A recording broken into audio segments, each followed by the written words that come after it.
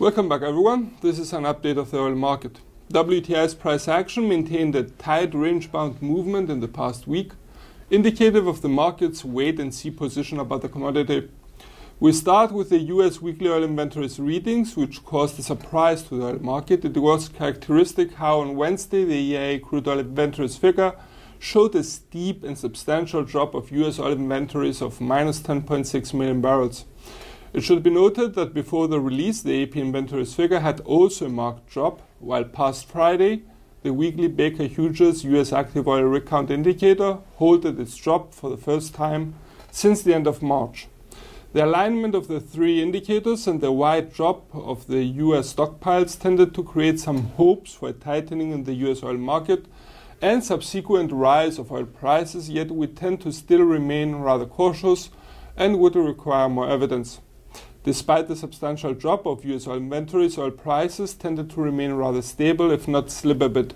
Markets may still be pricing in the possibility of demand slowing down, given the recent rise of COVID-19 cases and the fears for a possible second wave of the pandemic. COVID-19 cases are still surging worldwide, intensifying worries of the market. It was characteristic how media mentioned that independent oil storage companies report that the tanks are filling, while a number of shale producers trimmed their production outlook further. Both headlines tend to serve as reminders of the current uncertainty level in the oil market.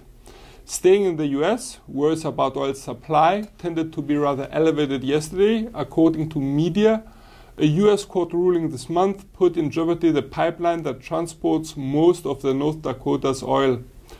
Producers seem unwilling to reopen oil wells unless they know more about the situation, and that could also lead to a small shortage of supply, hence a small boost of oil prices may be in play should the issue resurface. Moving now to the Middle East, as Saudi Arabia is expected to cut oil prices probably near September, according to analysts. The news was not so surprising, as in our last report we had already noted the intentions of OPEC Plus countries to start curbing production cuts near August due to increased demand. A reduction in the Saudi official selling price of Arab light grade for September sales in Asia could be implying that the expected quick recovery of the global economy may have hit a halt or even worse reversed, weakening oil prices further. As a conclusion, we tend to link oil prices to the global economic recovery, as that would be setting also demand levels.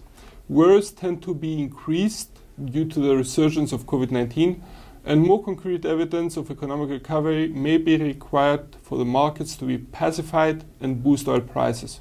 We expect for the time being oil prices to remain steady with little volatility and without being able to exclude some correction lower should the economic recovery dampen worldwide.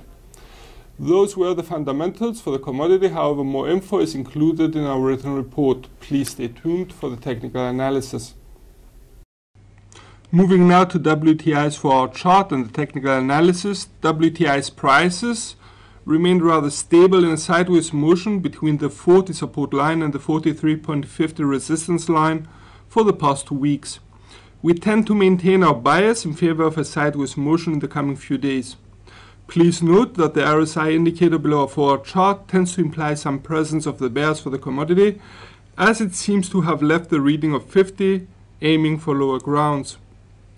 Should the bears actually be in charge of WTI's direction, we could see the commodity's prices breaking the 40 support line, which proved to be a major support obstacle for WTI prices over July, and aim for the 36 support level. Should the bulls take over, we could see the commodity's prices breaking the 43.50 resistance line and aim for the 48 resistance level.